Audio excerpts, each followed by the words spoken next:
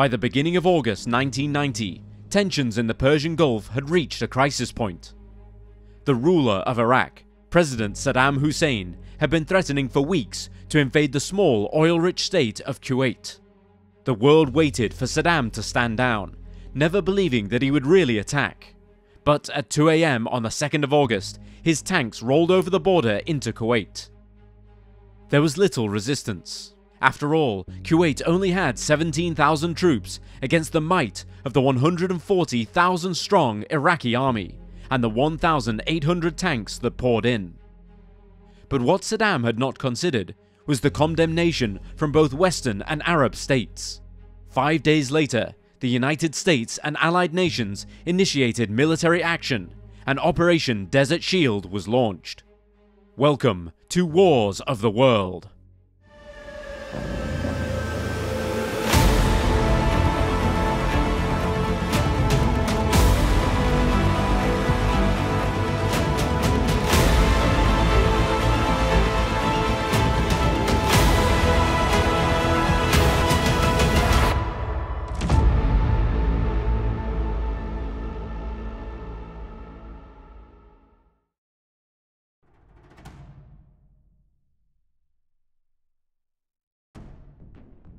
Saddam Hussein became an official of the Ba'ath Party in 1963. Ba'athism advocates the establishment of a unified Arab nation. The party took power in Iraq in 1968 during the July Revolution coup, in which Saddam played a key part in the takeover.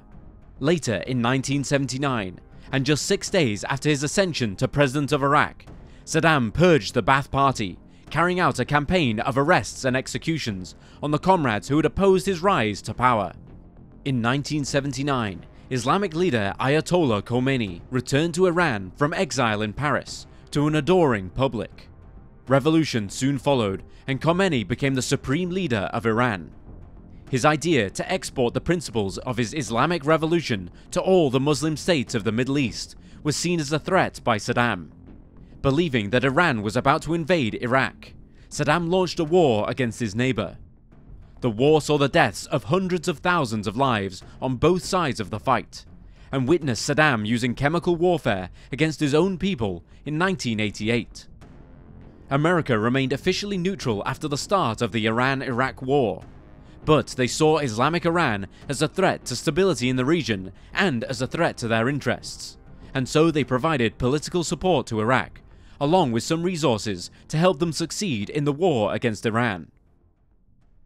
Several Iraqi governments had argued that the tiny monarchy of Kuwait should be unified with Iraq. British troops even went to Kuwait in 1973 to prevent a possible invasion.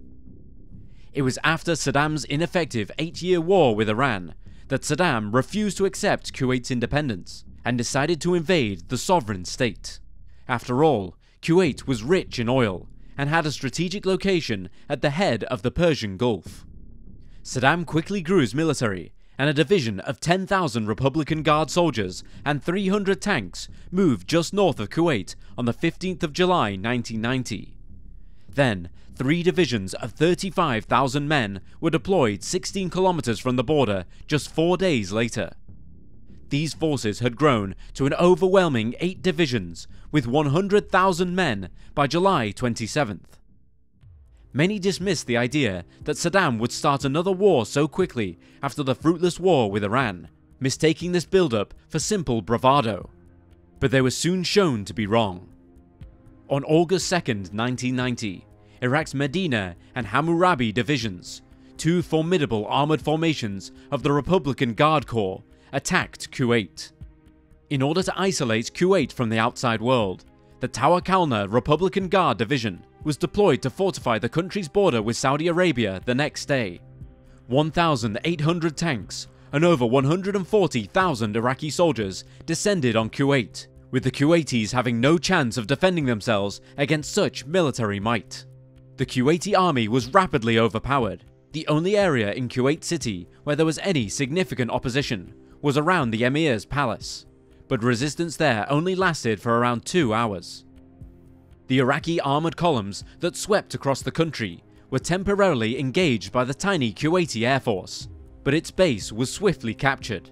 Military aircraft, including 4 Kuwaiti Mirage jet fighters, 12 Hawk trainers, and 43 helicopters, were taken by the Iraqis.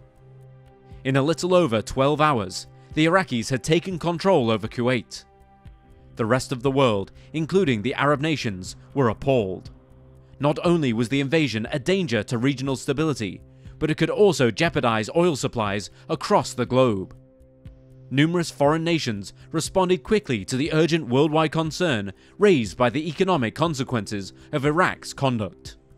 President George H.W. Bush addressed Congress on the 11th of September, insisting that, quote, "Iraq withdraw from Kuwait completely, immediately, and without condition. Kuwait's government must be restored, and the security and stability of the Persian Gulf must be assured." He then added, "These goals are not ours alone. Most countries share our concern. This is not, as Saddam Hussein would have it, the United States against Iraq. It is Iraq against the world." End quote. In order to defend Saudi Arabia, President Bush launched Operation Desert Shield, a large multinational operation. It appeared that the invasion of Kuwait was a prelude to a much larger conflict. Saddam selected Ala Hussein Ali as Prime Minister of Free Kuwait's government, and Ali Hassan al-Majid as the de facto governor. Hussein Ali was known as Chemical Ali because of his widespread use of chemical weapons against Iraqi Kurds in the late 1980s. His appointment raised serious concerns in coalition intelligence circles, since it appeared to validate Saddam's plan to defend Kuwait with chemical weapons. Even though al-Majid was ordered back to Baghdad in November 1990, the troops he commanded had already pushed out a sizable portion of the populace and ruthlessly robbed Kuwait of anything they could find. Kuwait was officially annexed on August 28, 1990, and became the 19th province of Iraq, the Kuwait Governorate. Saddam felt it was only fitting to reclaim Kuwait, which had been part of the Basra province during the Ottoman Empire.